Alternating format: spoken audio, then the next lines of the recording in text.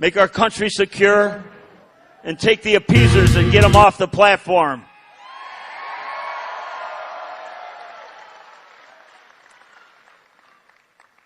America does not have to apologize for its history. America is proud of its history, and the American people, we've given our kids, we've given the lives, all those people in the military that have given the government and the people a deed for their life. God bless them.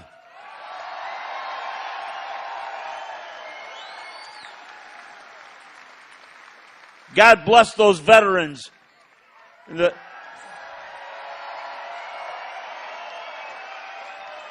And under Donald Trump, we're going to treat our veterans with the respect that they deserve.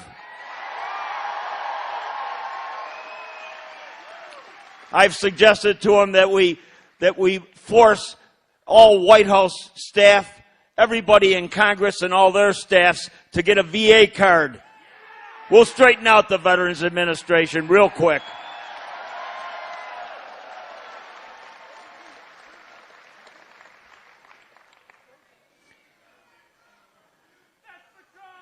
In New York, we have the SAFE Act.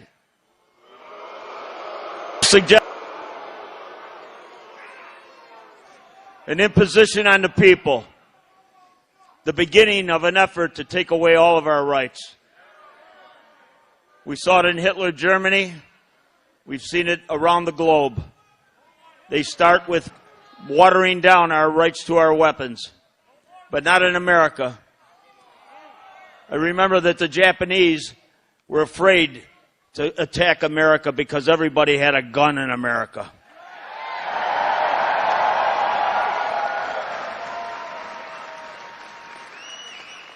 We've listened to the phonyism of the liberal progressives for many, many years, and that's one of the reasons we're so strong in our beliefs that we need a Donald Trump leading us.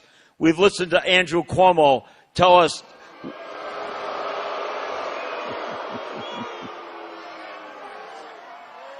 we've listened to his hypocrisy, telling us that spending $250 million of Sandy money that should have gone for the relief of those families, he spent it advertising New York as a business-friendly state.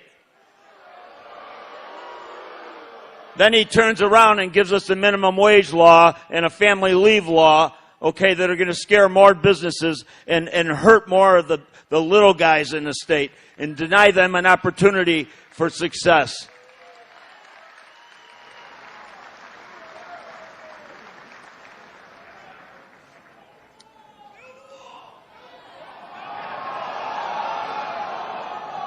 And we're going to build a wall.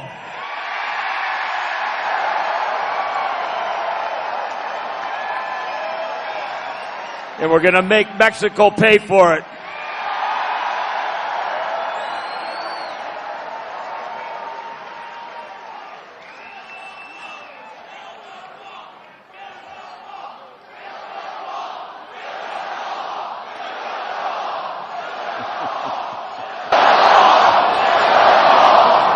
He's going to love you guys.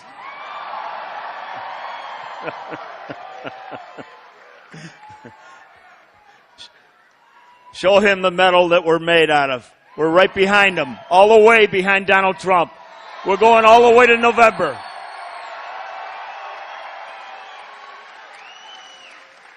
God bless America and God bless Donald Trump on his venture here. Thank you.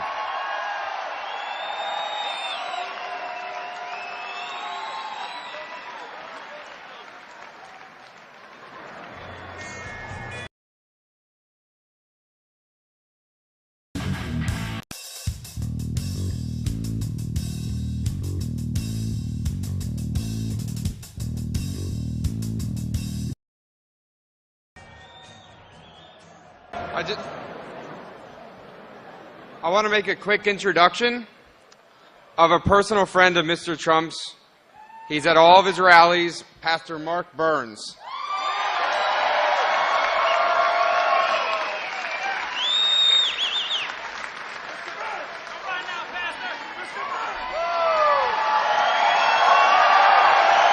Hello, New York! Are you ready to elect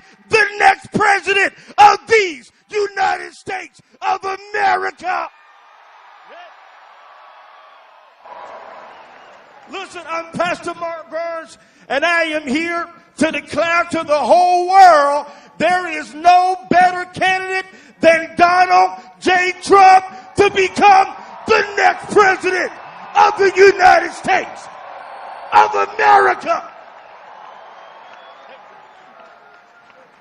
And I'm super excited about being here in New York because I know I've traveled all over the country, and there's some wonderful, great states in this wonderful country we call the USA. But I know that there is no state that knows Donald Trump like the great state of New York. And New York, you're going to make sure that every person that is running against Donald Trump, they will never step foot in the White House.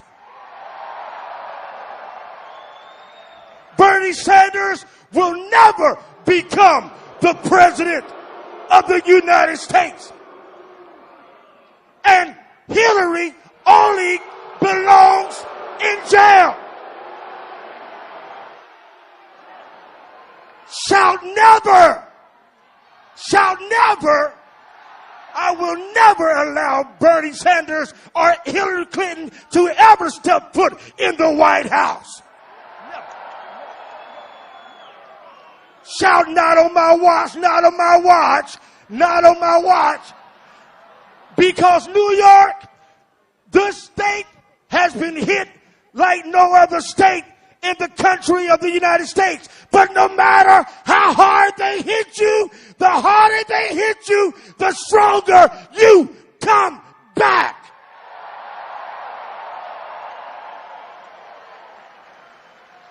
And how in the world is Ted Cruz even running in the state of New York?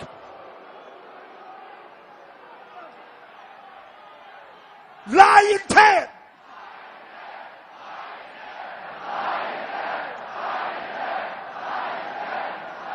How in the world is Lying Ted? You know, when he was in South Carolina, my state, he tried to pull off the New York values comment. But then he wanted to come here to New York and talk about it was just the democratic liberal process. No, we knew what you said it. We know what you meant when you said it the first time. Lying Ted.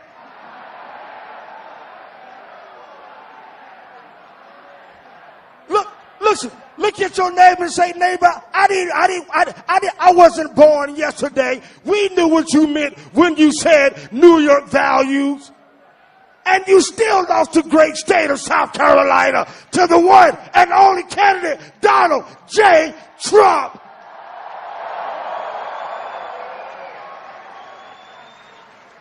And the media, oh my God, the media.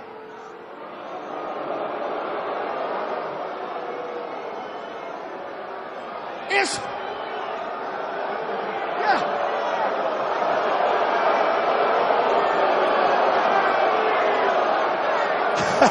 Listen. God bless them all. God bless them. Listen, the media will never persuade us to turn our backs on Donald Trump. Ever. Never. Shall never. Never. The liberal media, they will, listen, Donald Trump will always come out on top. So no matter, he's a real New Yorker. He's a real New Yorker. He's a real New Yorker. That, listen, the enemy only attacks who he fears the most. And the media fears Donald Trump. The GOP fears Donald Trump. And you know why they fear him? Because Donald Trump is more concerned about the voice of the people instead of the special interest group that runs Washington, D.C.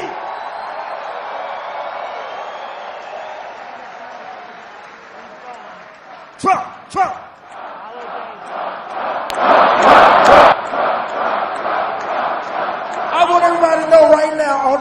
ESPN TV. Donald Trump is watching you live right now. Right. Let him know. Let him know you're waiting for him. Let him know you love him. Let him know.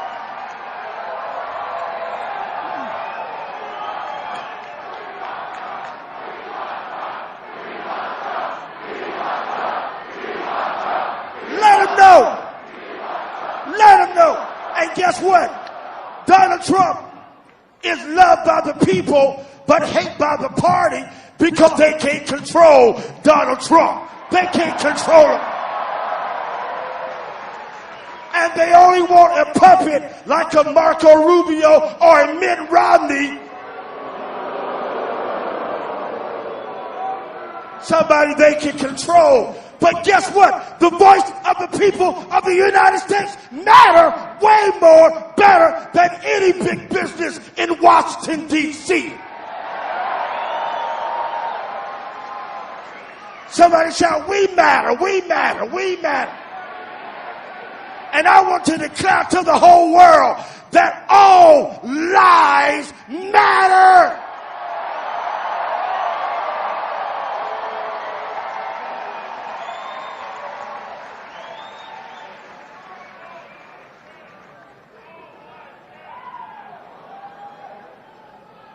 All lives matter.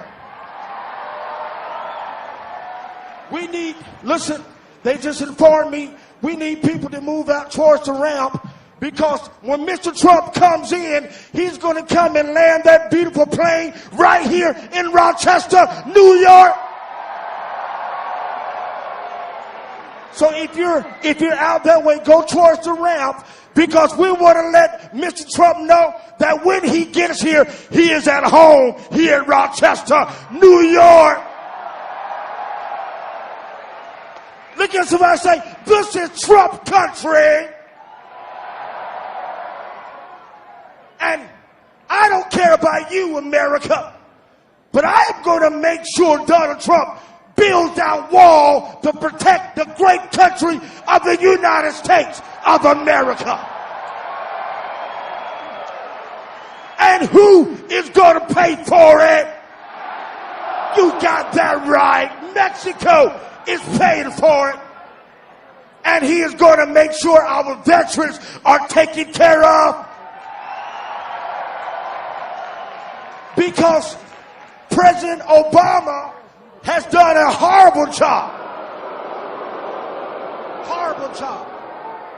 And when you think about it, the only real person that's been divisive is the Obama and Clinton administration.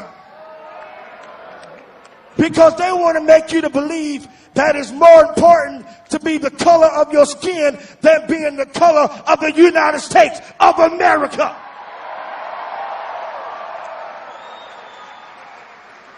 Because the fact of the matter is, there are no black people. There are no white people. There are no Hispanic people. There are no Asian people. There's only but one color that matters, and that is the color of red, white.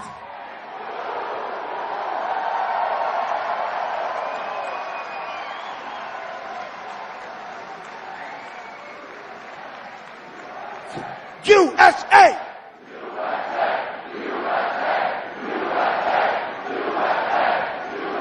We're going to make a loud voice, and you're going to get out and vote, New York. You're going to make a bold statement. You're making a bold statement that Ted Cruz needs to drop out of the race right. And we got a word for the GOP establishment. You are making a mistake if you think you can steal this race from Donald Trump.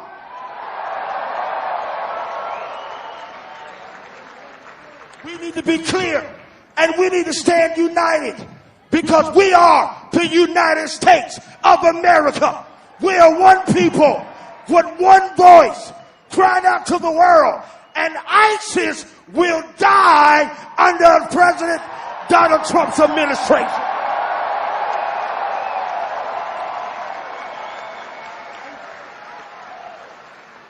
will think twice before ever stepping foot on the great soil of this great country. And what happened in San Bernardino, that was the mistake of the Obama administration. And we are going to make sure that what took place there, those people that died would not have died in vain, but we would be a people that would make the politicians of Washington, D.C. know that the voice of America is the voice that will be heard.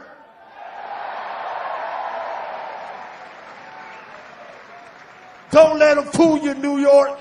Don't let them fool you. Don't be bamboozled. Don't be cut off.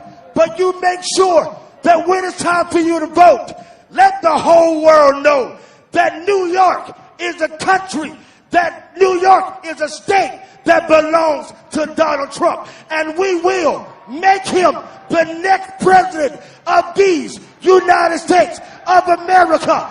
Donald J. Trump. Shout Trump. Trump.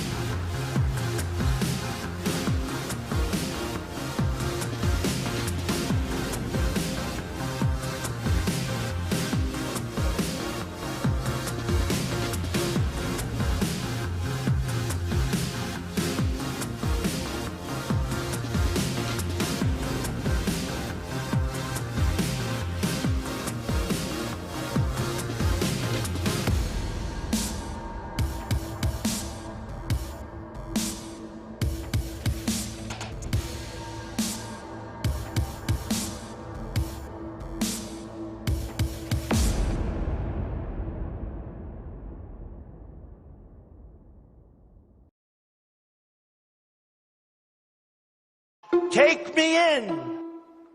Oh, tender woman, take me in, for heaven's sake. Take me in, oh, tender woman, sighed that vicious snake.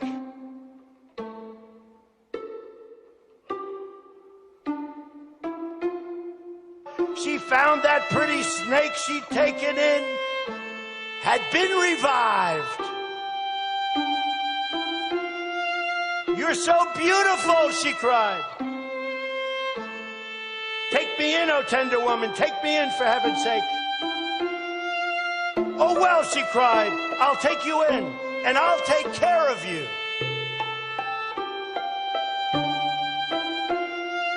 Her pretty colored skin had been all frosted with the dew. Take me in, oh tender woman, take me in for heaven's sake. Take me in, oh tender woman, sighed the broken snake. She wrapped him up all cozy in a curvature of silk and then laid him by the fireside with honey and some milk. Now she hurried home from work that night. As soon as she arrived, she found that pretty snake she'd taken in had been totally revived. Now she stroked his pretty skin and then she kissed and held him tight. But instead of saying thank you, that snake gave her a vicious bite. I saved you, cried the woman, and you've bit me, heavens why. You know your bite is poisonous, and now I'm going to die. Oh, shut up, silly woman, said the reptile with a grin. You knew damn well I was a snake before you took me in. You knew damn well I was a snake before you took me in. Before you took me in.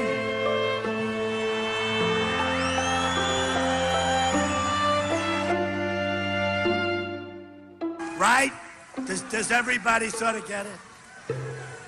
Folks, we have to be smart. We have to be vigilant.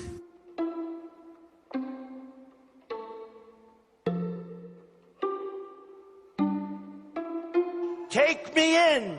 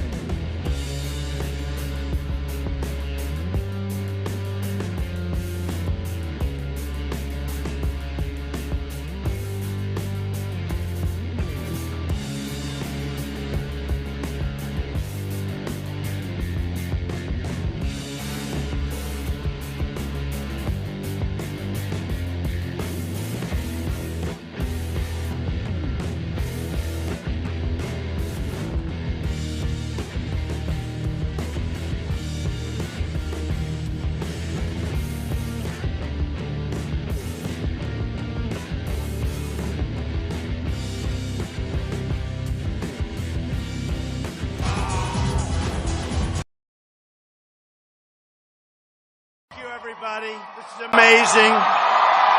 This is amazing. Wow.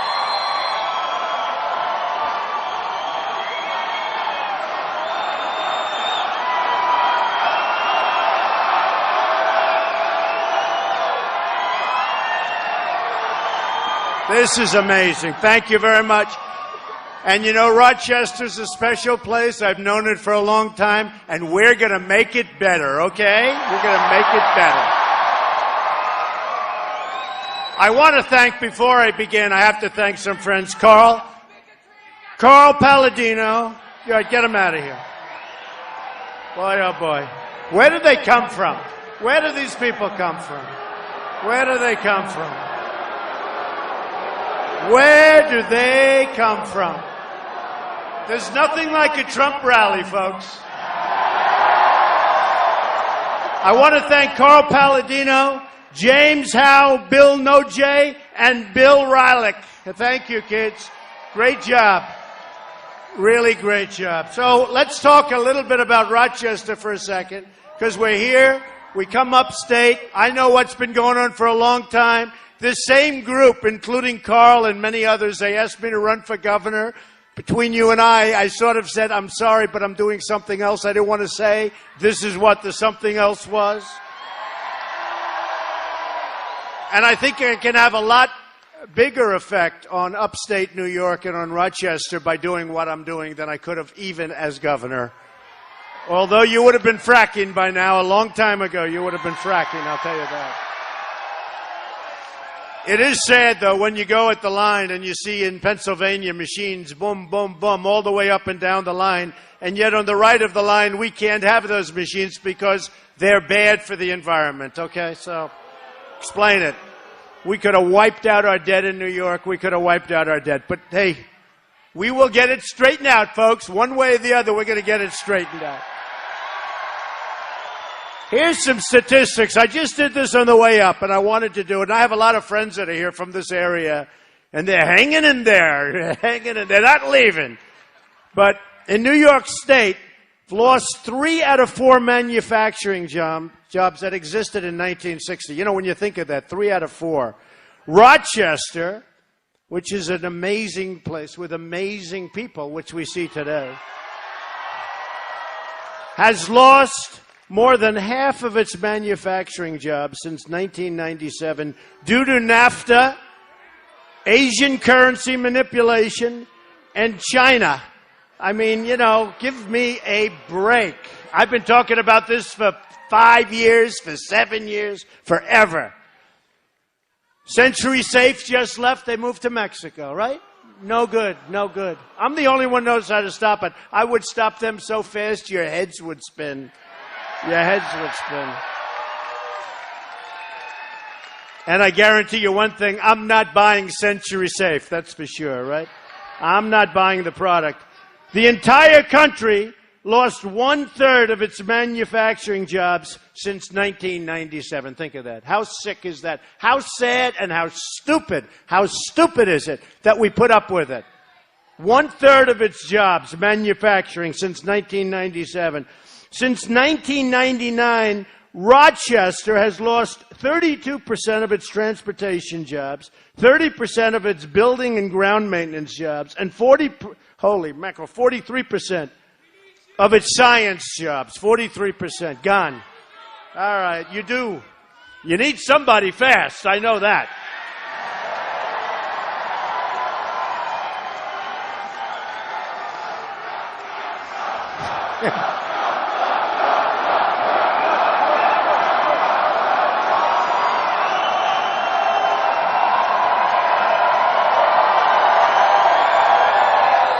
We're going to get it straightened out, folks. It's not even going to be that hard. Believe me, it's going to go quickly, a lot quicker than people think. They say, oh, he can't do that. I can do it. You watch. I'll just show you. It's going to go fast. I mean, how much longer do we have, right? How much longer? It's going to go fast. TPP, listen to this. That's the trade pact, which is a disaster. It will be worse for you, for Rochester, for upstate New York, for New England, for the entire country. It will be worse than NAFTA. It will be worse. Ted Cruz is totally in favor of it. Okay, think of it.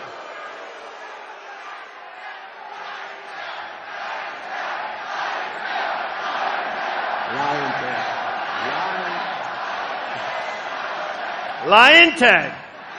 He's a beauty. I've met a lot tougher people than him over the years, but I've never met anybody that could lie like him. Of course, a really good liar doesn't get caught lying, right? He gets caught. Remember with Ben Carson? Ben Carson has left the race, he said. Vote for me. He's left. This was during Election Day. And Ben Carson endorsed me, by the way, and he's a great guy. But TP, which is a disaster, both of my competitors now are totally endorsing TPP. Will give 3,000 foreign companies, think of this one, nobody even talks about this, the opportunity to sue New York for the differential in payments because of the United States and New York regulations. We have regulations. These companies are now going to come in and they're going to sue us because we're allowing them to come in. The whole thing is crazy. And we have politicians, they're not so stupid, all of them. Some are stupid and some are being taken care of by, as you know, their lobbyists, their special interests. Me, I'm self-funding my campaign, folks. Nobody's taking care of me. Nobody. Now, I mean, think of that. So they're going to come in, we're going to end up with thousands of lawsuits over what? Over the fact that we allow them to come in. Rules and regulations, and we have to abide, but we don't have to abide because of them.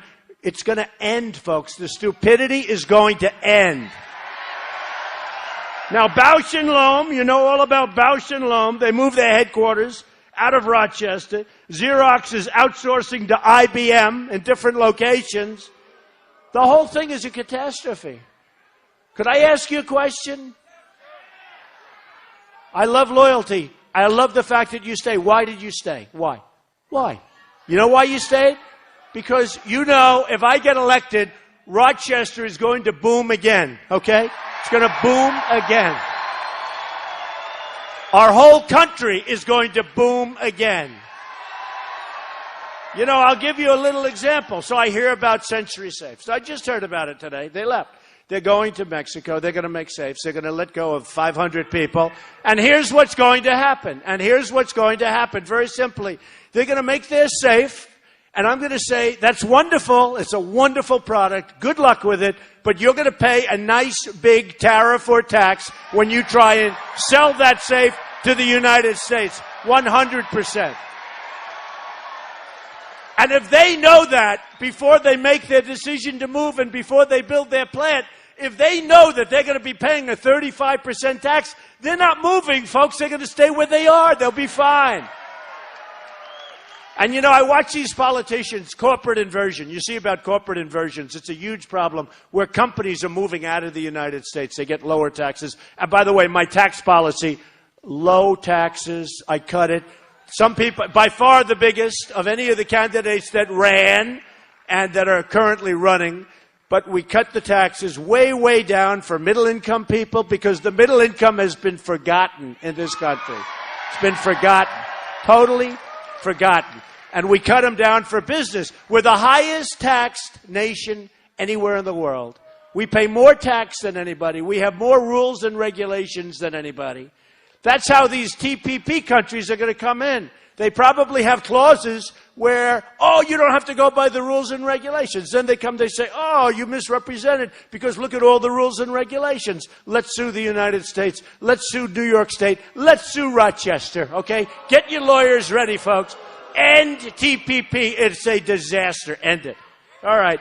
So I know how to do this. Now, I watch these politicians. It's so sad. And they don't know how to stop companies from moving. Well, I know how. You just tell those companies, if you move, you're going to be taxed when you sell your product into the United States. And they're not going to move. And they don't want to talk about it because I love free trade. The problem is when you have free trade, you need smart dealers. You need smart negotiators. You need smart people running your country. We don't have that. We have just the exact opposite, okay?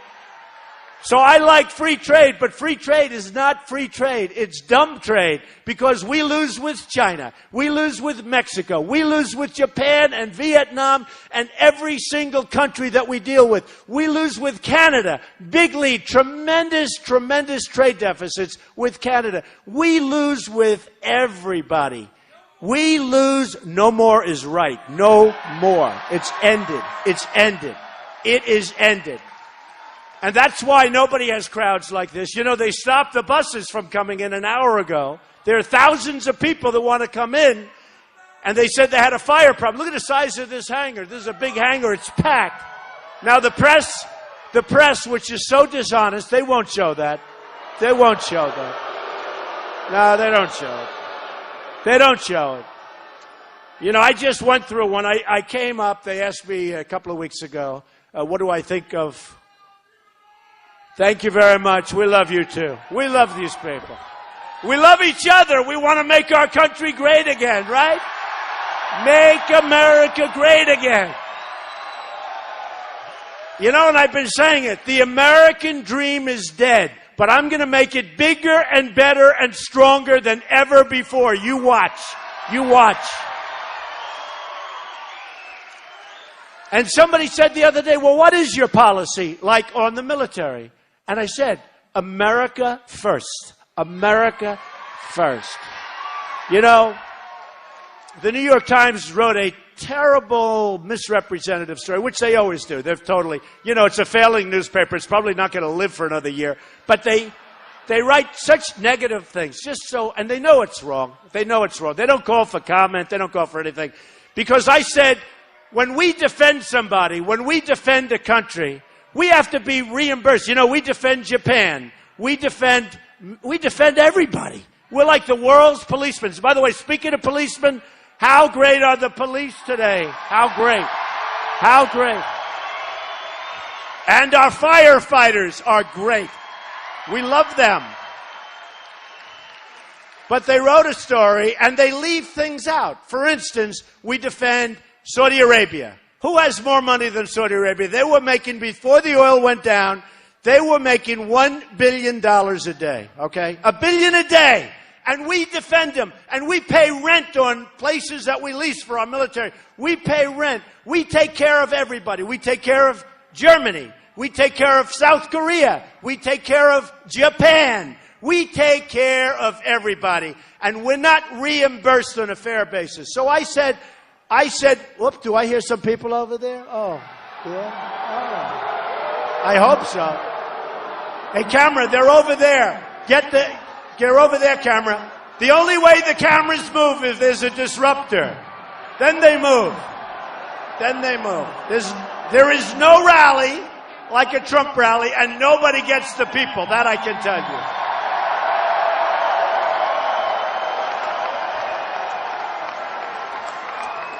So we talked about it. And thank you. Thank you.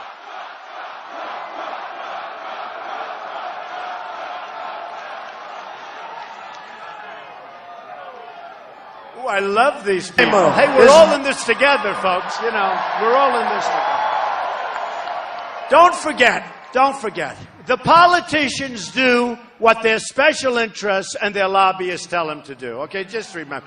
That's why a Ted Cruz, who's totally taken care of by the banks, by all sorts of special interests, all of these guys running, including Hillary. You talk about Hillary. I mean, the worst. The worst. You saw what Bernie said? They're starting to get angry at each other now. Bernie's saying she shouldn't be able to be in that position because she's made so many bad decisions. She shouldn't even be running for the position. You saw that. And she has made bad decisions. Boy, has she made... I look so forward to going after Hillary finally, after these guys. It's going to be easy. So the problem is that they're all going to be taken care of, and they're all taken care of by different people. You have lobbyists in Washington that specialize in Cruz, and they specialize in Hillary. It says Hillary on their forehead. Hillary. I take care of Hillary. And they give them millions of dollars through different people, probably through themselves also. They give millions of dollars, and when there's a problem, you go and you hire those people. And you say, you know, Cruz has caught on to the fact that Century Safe or whoever it is moving, and they want to be able to move. They don't want any problems. And you know what? 100%, folks, no problem. With me, they'll come see me, and I'm going to say, no, I don't care, doesn't matter. They're paying their 35% tariff to get their product in. I don't care. And I'm not going to be convinced otherwise. But remember what I just said. A little while ago I said, because it's so important for you, it's more important than for most people, because you've been decimated. You know, a lot of areas that I go to, they've been hurt. Every place has been hurt. But Rochester in upstate New York has been decimated, okay? Decimated. And let me just tell you, that's why it's so important. And I guess that's why I'm killing everybody in New York in the polls. Why wouldn't I? Why wouldn't I? Because these politicians are all talk and they're no action, and they'll tell you, and they follow what I say. You know, they see what I say, and then he'll get here and they'll all get here and they'll say, we've got to tax them. The other day I heard Ted Cruz say, we want a wall and we'll build a wall. I said, where did that come from? All of a sudden, out of the blue. Out of the blue. And by the way, speaking of that, we will have strong borders and we will have the wall, and Mexico will pay for the wall. Mexico will pay for the wall, believe me. Believe me.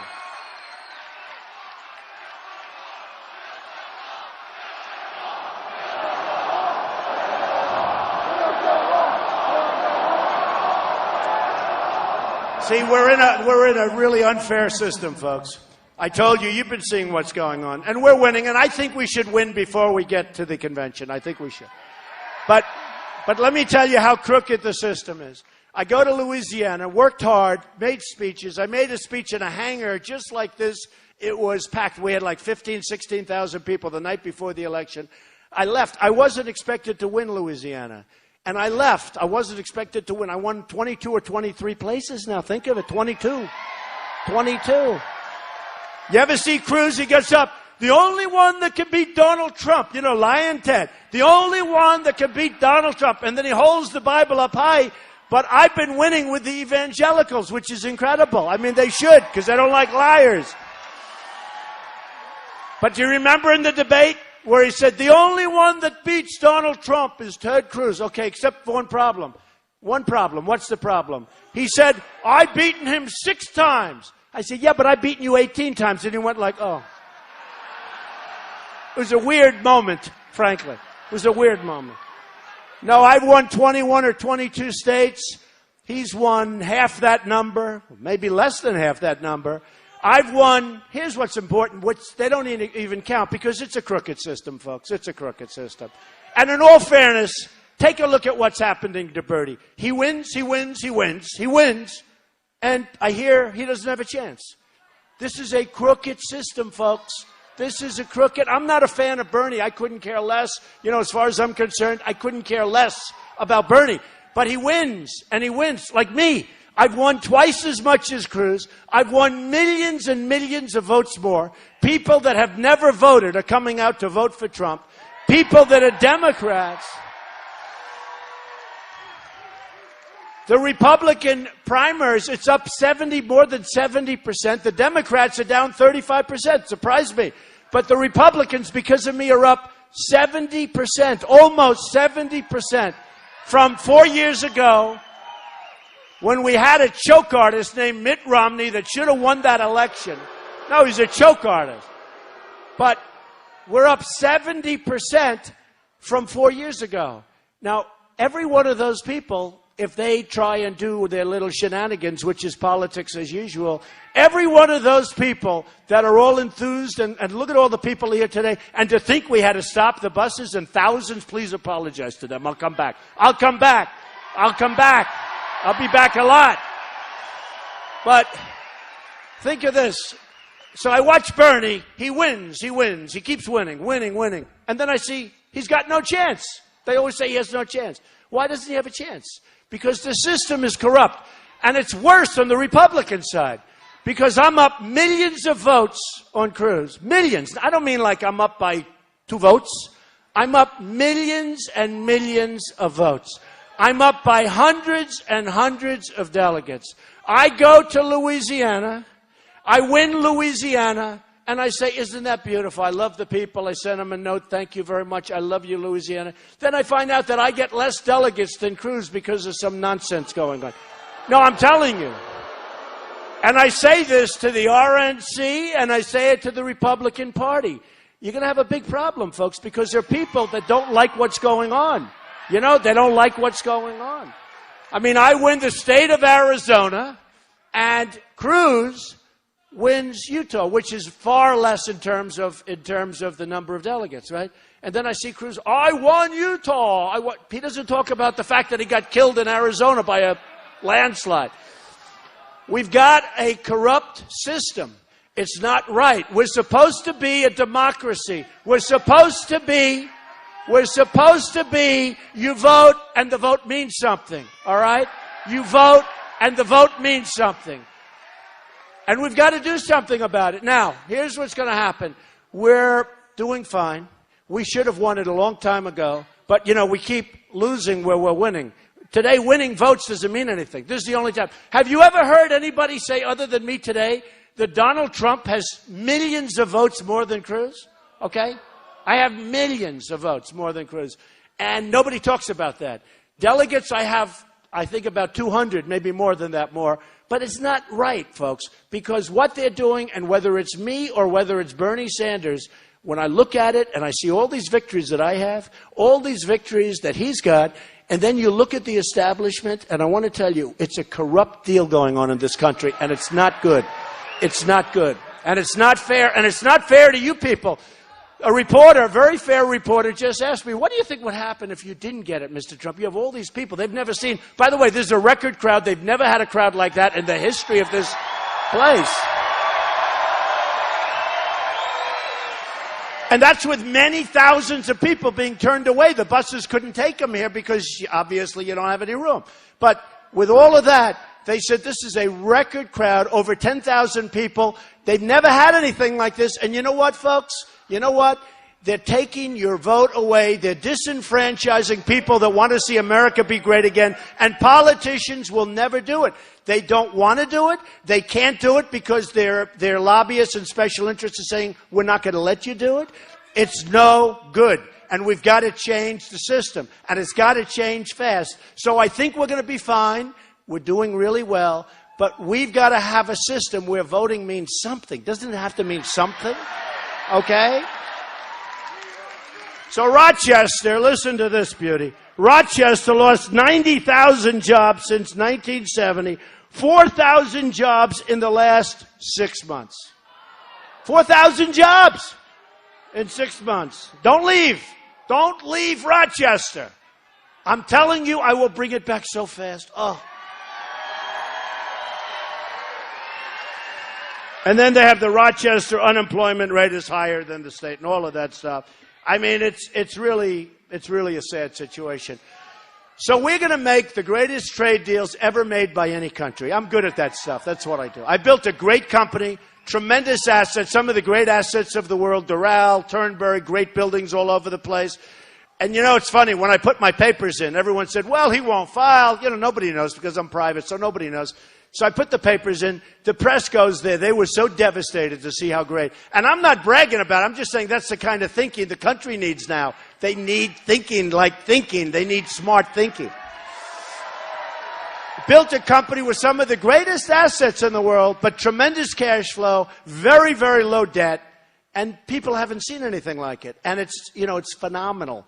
And all filed. They all said, well, maybe he'll take a long time to file. I didn't take a long time. I actually filed ahead of schedule. In fact, if I wasn't going to run, I probably would have filed anyway because it's a form of bragging. That's how good the company is, okay? I think I would have filed anyway. But I made the decision to run.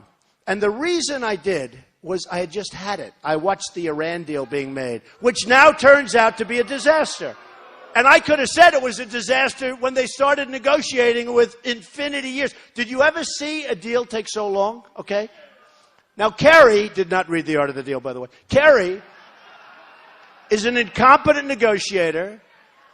Barack Obama is an incompetent.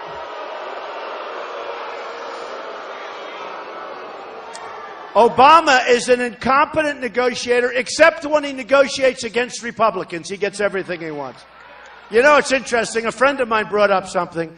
They talked about, right, 3-4 years ago, they said, if we could only have the House, we got the House. Then they said, if we could only have the Senate, we got the Senate. And you know what? It's gotten worse. It's worse. The omnibus budget is a disaster. It lets people come in from Syria. It funds it. It funds illegal immigration coming across the border. It funds Obamacare, which we're going to repeal and replace. Okay? But do you ever notice that? I said it the other day. First time I said, you know, Obama's a lousy negotiator for us, but he's a great negotiator against the Republicans. It's pretty sad. It's pretty sad. Is it true, though? Is it true? He gets everything. He gets everything he wants. I watched Boehner say, we will not shut down the country. Well, I don't want to shut down the country either, you know, in negotiation for the budget. This is just before he got out. Boehner was there. And he said, we will not shut down the country. Now, he may believe that, and I believe it. Certainly, I don't want to do it either. But why do you say that? Why do you talk about it? Now, once he said that, I said, now the Republicans can't make a good deal. Because he gave away all the cards. Once he said that, I don't want to shut down the country. For the press, I'm saying this. Because, you know, they'll say, Trump wants to shut down the country. You know, It was amazing. So I got to finish this story about the Times. So the Times, which is totally dishonest, a total piece of garbage. That, the Washington Post, these are, how about that stupid Boston Globe? It's worthless, sold for $1. Did you see that story? The whole front page, they made up a story that Trump, they pretended Trump is the president, and they made up, the whole front page is a make-believe story, which is really no different from the whole paper for the whole thing. I mean, the whole thing is made up. And I think they're having a big backlash on that one. You know, here's a paper that the New York Times spent $1.3 billion to buy. They spent hundreds of millions of dollars on losses and operations. They recomputerized it. They spent a fortune. Let's assume they're in for $1.5 billion. They sold it for $1, and then they do editorials telling me what I should be doing about Japan and about Saudi Arabia and about other countries that we defend, okay? So they wrote a totally dishonest story, totally dishonest, and they basically knew, but they don't put everything in. So we talked about, as an example, Japan or Saudi Arabia or any of them. And I said, no, we have to go to them. They have to pay their fair share. Now, I don't want them to defend themselves, and nobody is stronger in nuclear than I am. It's the biggest single problem that this world has. Not global warming. You know, Obama said the biggest problem we have is global warming. And by the way, it's supposed to be 70 degrees today. It's freezing here. Speaking of global warming, we need some global warming. It's freezing. Man. In fact, this is a record cold spell on the whole big section of the United States. It's not just Rochester. The whole big section. It's like record cold. And I keep hearing about global warming. Now they'll say, he doesn't understand. This is a worldwide problem. Oh, no, I don't understand. Let's do IQ tests. So, these people.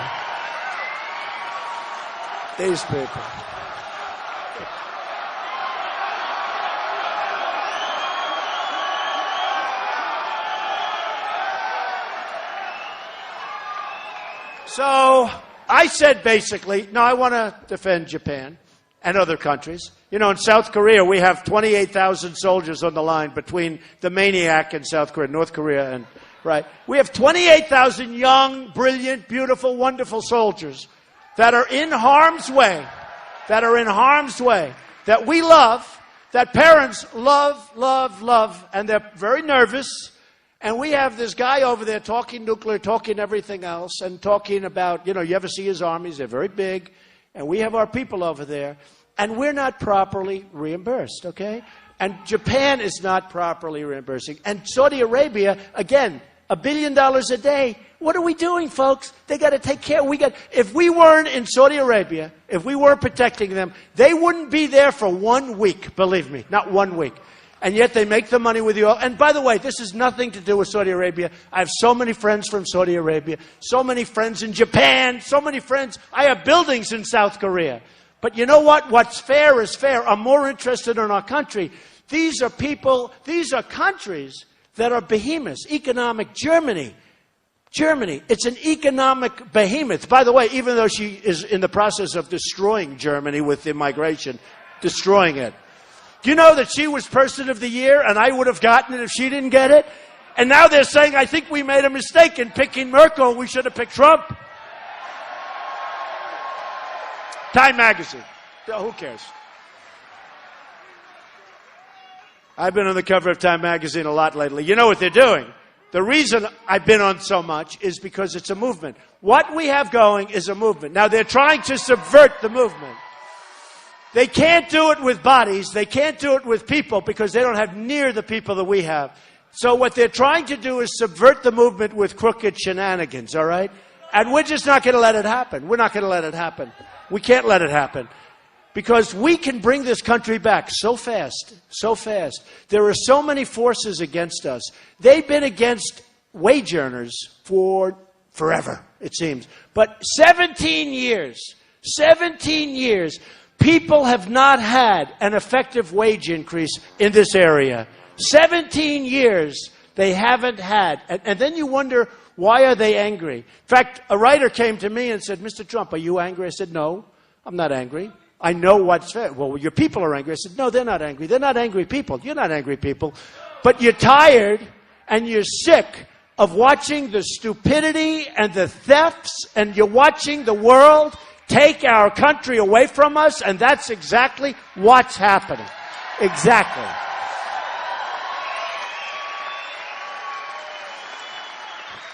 So I told the New York Times as plainly as you're standing there, and I'm sorry we couldn't get you chairs, it's just too many people.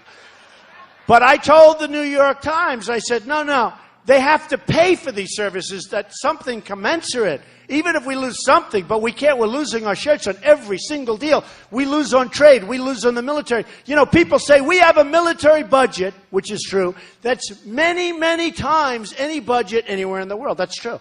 You know why? Because we're defending everybody else. We're not taking care of ourselves. We don't take care of ourselves. Now remember this, in a deal, and I wrote this in The Art of the Deal, you always have to be prepared to walk. Kerry, there it is right there, one of the great books of all time. The Bible is the best, one of the great books. But I wrote, you always have to be prepared to walk. Now, if Kerry would have gotten up a couple of times from the Iran deal, like for instance, he should have said, before we start negotiating, we have to have our prisoners back. This is like 3-4 years ago. They would have said no. Great negotiators, the Iranians. The Persians are great negotiators, all right? So they would have said, no, we won't do that. And I would have said, if it was me, I would have said, bye-bye, we're going. And then you double up the sanctions. You'll have your prisoners back within 24 hours, 100%. 100%. I then would have gone very, very easily. I would have gone and I would have said, listen, the $150 billion, sorry, we don't have it. Did I ever tell you the story? My father, he thought I was a little bit rough around the edges. He said, son, you've got to take the lumps out, the lumps. You got to be a little softer. So in the old days, I would have said, we're not giving you the $150 billion. And, you know, there'll be a lot of anger and it takes longer to heal. But he would have said differently. He would have said, no. We have a problem. Our country owes $19 trillion. Soon, because of the crazy omnibus budget that was just passed by the Republicans, it's going to be $21 trillion. And honestly, we don't have the money. We can't give you the 150. I'm sorry. And you know what they would have done? Would have gotten very angry. Within 2 weeks, they would have come back. We would have come back. We would have saved $150 billion. Believe me, 100%, okay? We gave them $150 billion, and they go out and buy Airbus. They go out and buy missiles from Russia. They buy from everybody by us. And by the way, we have a prohibition that they can't buy. Now, I think that prohibition's great. But when we hand them $150 billion, we should take the prohibition off for a little while, don't you think? Let them buy from Rochester, New York. We don't care if they're from Iran, right? We'll sell them missiles that don't work correctly. Right? Let them sue us. Tell them to sue us. Oh, I'm sorry, they don't work. Gee, that's too bad. We'll take in about $12 billion for missiles, and they'll say, these missiles are terrible. I said, yep, that was the purpose of it. But they're buying missiles that do work, folks, and really because of us. So many different things. I talk about Sergeant Bergdahl. We get Bergdahl, a traitor. No, we get a traitor who, by the way, 6 people at least, but 6 people, 5 known, but 6 people were killed looking for him. So we get Bergdahl, and they get 5 of the people that they most coveted in Gitmo, which we're keeping open, by the way, 100%, that we'll fill it up. So they get 5 killers that they most coveted, that they most wanted of anything, all right? So, look, when I started this on June 16th, and it takes guts to run for president. What do I know about this, okay? It takes guts. Not easy. The last thing I ever thought I'd be is a politician. Can you believe I'm a politician? Don't tell me. Don't tell me. But it does. It takes guts to run for president. And I said, I've just had it. I've had the stupidity. I've had these trade deals, whether it's Century Safe or whether it's Carrier or whether it's Ford moving their big operations to Mexico or whether it's Nabisco closing their plant in Chicago, a place that needs some help. and they closed their plant in Chicago and they're moving it to Mexico. How stupid are we, folks? How stupid? How stupid are the leaders of this country? We're not going to let them, we're not letting them get away with it anymore. We're not going to let it happen. We're not going to let it happen. So we're going to do things. And I came down the escalator with Melania, and I took a deep breath, and I said, she'll make a great first lady, I will say. Sure. I took a deep breath, and I said, let's go. And there were cameras downstairs. I say it all the time. I'm telling you, it looked like the Academy Awards. Look at all them back there. Look what we brought to Rochester today. Look at those people. Look at those cameras. Oh, if they were only honest. If they'd only really follow the camera. You know what some of them do? They wait till everybody leaves. Now it's empty. And then they'll say, we're here at the arena where Donald Trump... And everybody looks and they see this big empty space. They don't show it like this. They are really, really bad, dishonest people. But that's okay. You know, after a while you learn to live with it, okay? To finish up one thing, and then I'm going to tell you where it started and where it's going, and then we're going to have a quick thing, and then I'm going to just tell you one thing. We're going to start winning again. We're going to start winning again, folks. So when I talked about to the New York Times, when I talked about defense and this and that, I talked about they have to pay. And if they don't pay, well, we have to be prepared to walk. So they said, well, would you walk? Well, we may have to be prepared because we cannot continue to go on with this where we're defending Japan. We love Japan. I have many friends in Japan. Love Mexico. Many friends in Mexico. Have thousands of people working from me, Hispanics. And in Nevada, when I had the poll, I won Nevada, the state of Nevada, in a landslide. They did a poll of Hispanics. I won the Hispanics by a lot. A lot. Okay? They're great. They're great. But their leaders are too smart for us. Their leaders are too cunning for us. What happens, though, is when I talk about any one of the countries, let's say Japan, I say, no, they have to take care of us. We can't continue to lose the kind of money that we're losing defending all these countries that, by the way, are making a fortune. Look at the cars that come pouring into this country from Los Angeles. You go, the largest ships I've ever seen. They're loaded up with cars from Japan. They come pouring in. And in fact, Obama said the Japanese are very worried about the rhetoric of Trump. They should be worried, honestly. They got to pay. They got to pay. They got to pay. And we don't mean, I'll tell you what, I would bet that I will get along better with Japan than Obama does. And they rip us off.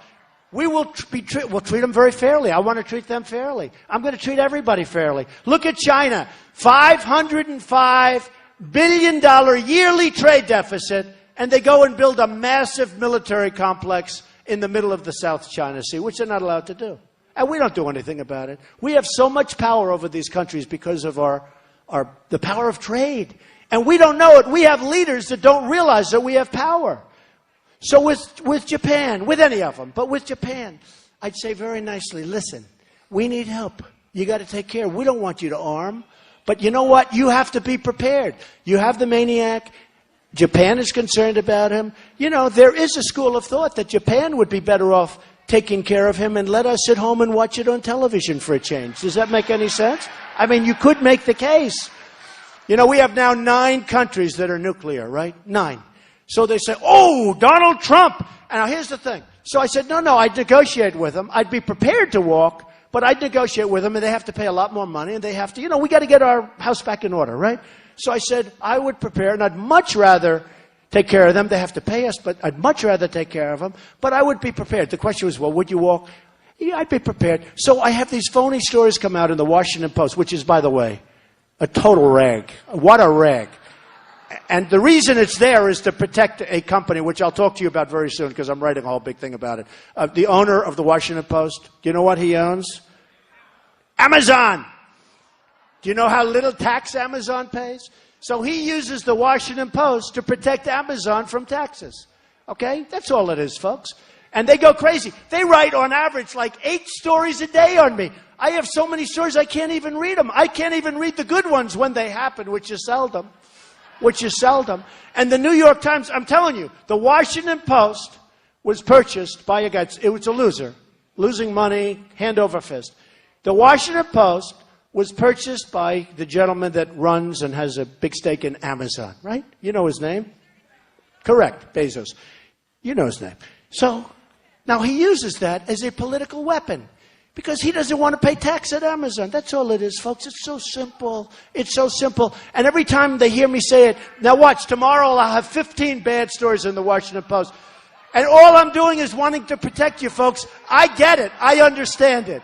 I get it. So don't worry about them. You know what? Their voices aren't strong enough. Just keep it. Their voices are so weak.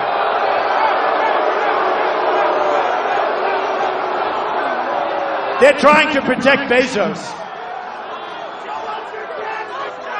So the story comes out in the New York Times that basically Donald Trump wants to see an armed Japan. Donald Trump, they don't talk about costs. They don't talk about the fact that they have to pay their way. It's Donald Trump doesn't mind seeing an armed Japan. Well, I do. But what I say is they have to pay. Does that make sense to you folks, okay? Does that make sense? These are unbelievably dishonest people. I'll give you an example. We had one guy up front. He raised his hand. He said 2 words. We had that person in the back who said a couple of words. Tomorrow the headline will be, major protest at Trump rally. There's no protest. We got 10,000 people. We turned away 5,000 or 6,000, unfortunately. And with all these people, we had 2 people raise their hand. Tomorrow the headline won't even be about defending Japan. It will be about Trump had a protest. Let me tell you, our rallies are the safest rallies of anywhere. The safest. We have the safest rallies of anywhere. And you know what's nice about our rallies? Because a lot of these people are agitators. You look at them, they have professionally done signs. They don't have signs done in their basement. These are professionally done signs. You know what's nice about our rallies?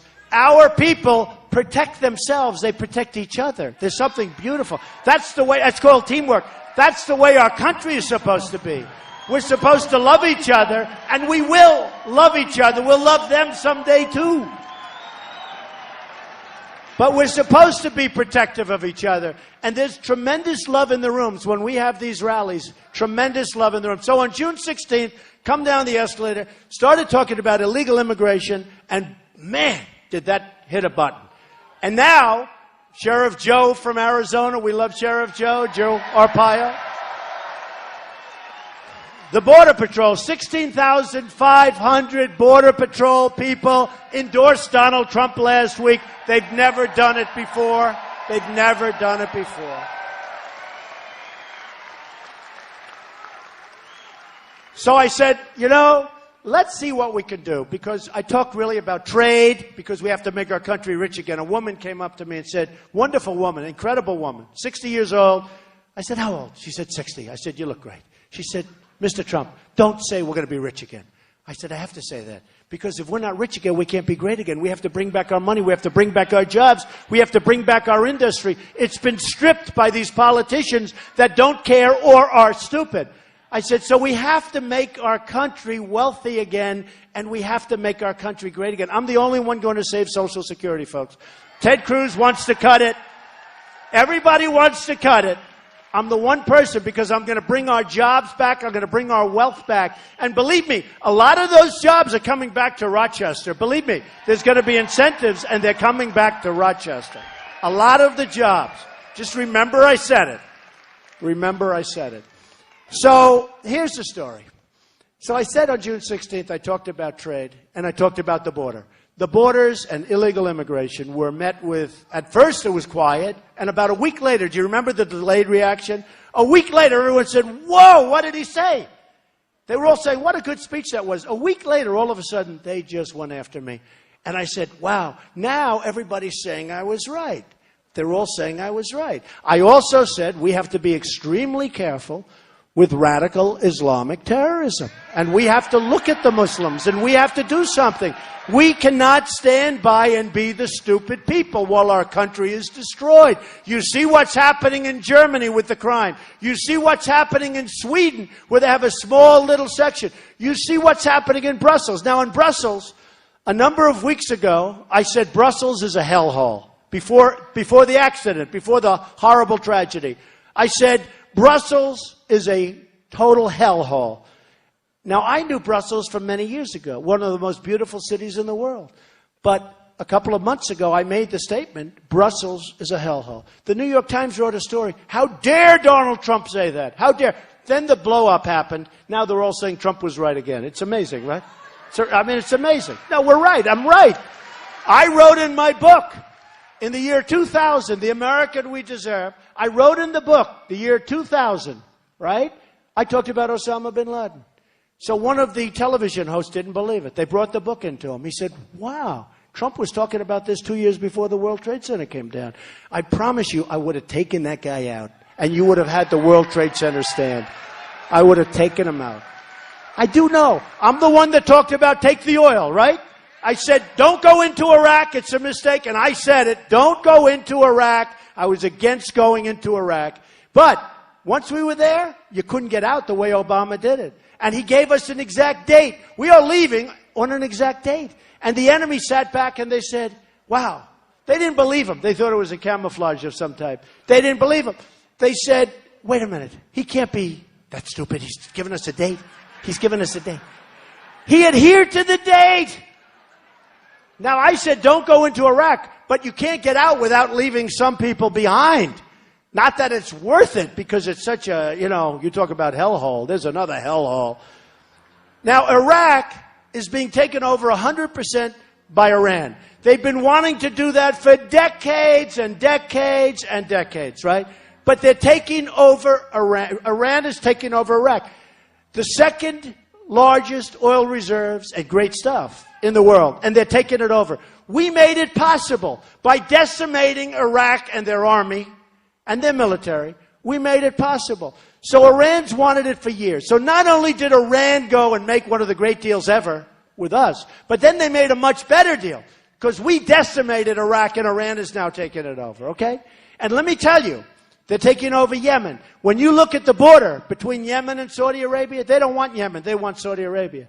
And never was Saudi Arabia in the trouble they're in now. And they don't want Saudi Arabia. They want the oil. Okay?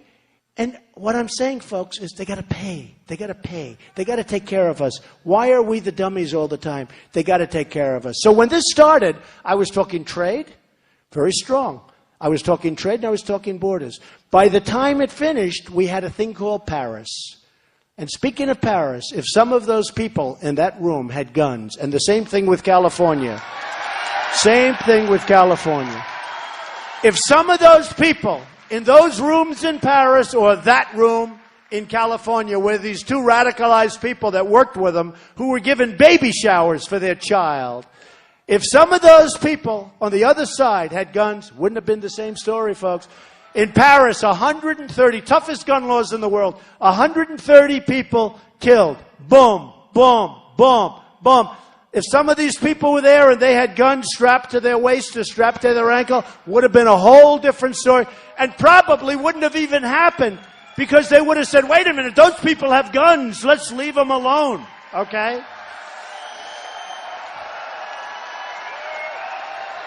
So,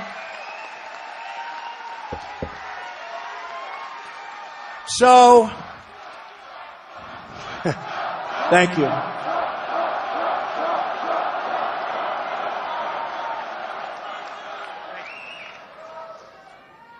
So, folks, we're going to start winning again, okay? We're going to start winning again. So important. This is a movement. They want to stop the movement, but I don't think they're going to be able to. This is a movement. This is millions of people. No matter where you go. I go to Dallas, we had 21,000 people. I go to Mobile, Alabama, we had 35,000 people. No matter where we go, we have the biggest crowds by far. Nobody comes close. The biggest problem we have is we can't get them into these massive hangars. We can never get enough people in. But we have a movement going. It's an incredible movement. It's actually not a movement of hate. It's a movement of love. Remember that. It is. It's a movement of love. It's a movement of people that want to see our country be smart and strong and great again. It's a movement of people that want to be taken care of and they want to take care of. They're going to take care. It's a movement of people really that want to start winning again because we don't win. We never win anymore. We don't win on trade. We don't win on the military. We don't win on education. By the way, we're ending Common Core. Education's going to be brought, right? Going to be local. We end Common. So important. We got to keep it going. And everyone says, oh, you have these great poll numbers. We need a great show of strength in New York State. It's so important. We need a great show of strength. You got to go, not this Tuesday, but the next Tuesday. 9 days. 9 days. You've got to go out and you've got to vote en masse. You've got to bring your friends. You've got to tell them about it. You are going to say this was one of the great days of your lives. You're going to say, when you cast that vote in 9 days on Tuesday, you're going to say it was the greatest single vote you've ever cast. And here's what's going to happen. We're going to start winning again, folks. We're going to win with our military. We're going to knock the hell out of ISIS. We're going to win at the border. We're going to build the wall, and people are going to respect us. We're going to have our country back. We're going to win with education. We're going to end Common Core, and we are going to bring it local. We are going to win with education. We're going to repeal and replace Obamacare. We're going to protect our Second Amendment. And we're going to bring jobs back into this country like you've never, ever, ever seen before. We're going to have a great, great economy again. We're going to have a great, great country again. And you're going to be so proud of your president, but I don't care about that. You're going to be so proud of this country. The American dream, remember this, and I've been saying it, the American dream is dead. But I'm going to make it bigger and better and stronger than ever before. We are going to make America great again. Thank you, Rochester. Thank you. We love you. Thank you. Thank you, everybody.